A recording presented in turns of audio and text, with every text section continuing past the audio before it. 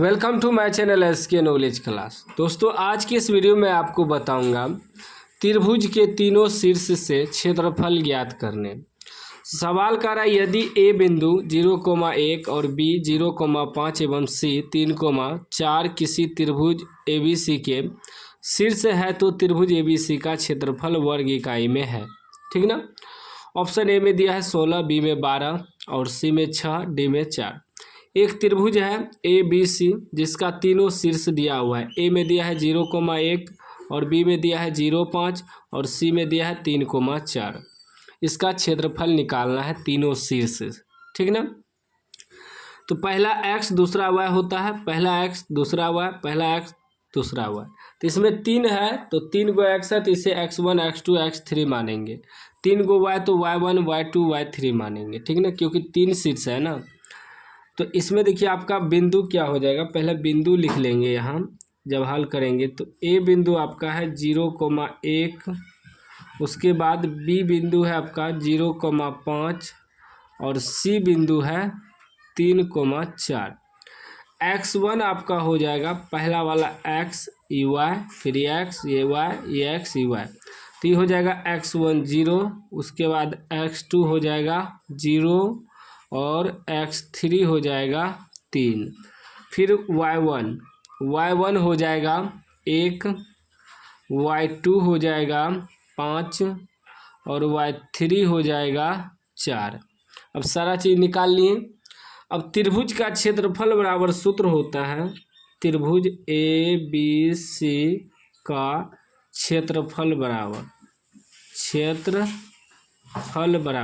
त्रिभुज A B C है ना, तो इसलिए लिख दिए त्रिभुज ए बी सी का क्षेत्रफल बराबर सूत्र होता है 1/2।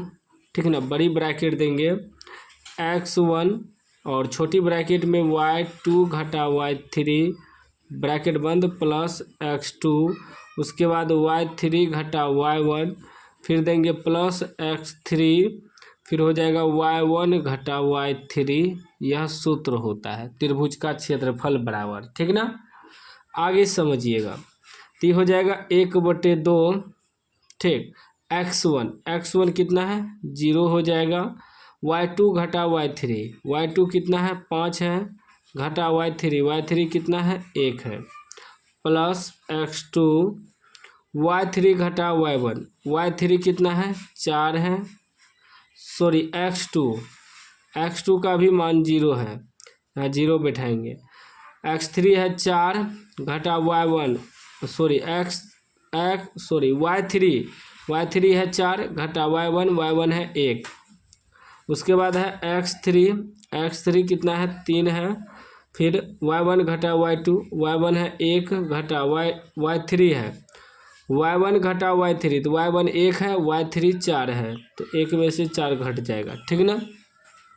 अब आगे समझिएगा 1/2 ई कितना होगा, 5 में से 1 घटेगा 4 गुना 0 करेंगे तो 0 हो जाएगा, प्लस 4 में से 1 घटेगा 3 गुना 0 करेंगे तो 0 हो जाएगा, प्लस 1 में से 4 घटेगा तो -3 और -3 गुना 3 करेंगे तो -3 × 9 हो जाएगा।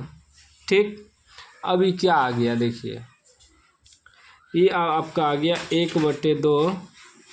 ठीक, 1/2 प्लस माइनस सीधा -9 हो जाएगा। ठीक, अब ये हो जाएगा 1/2 गुना -9, कटाएंगे तो 4.5 बेर में, यानी कि -4.5 आ जाएगा। ठीक ना, -4.5 आया। अगर इसमें मॉडुलस डालेंगे तो +4.5 हो जाएगा वर्ग इकाई।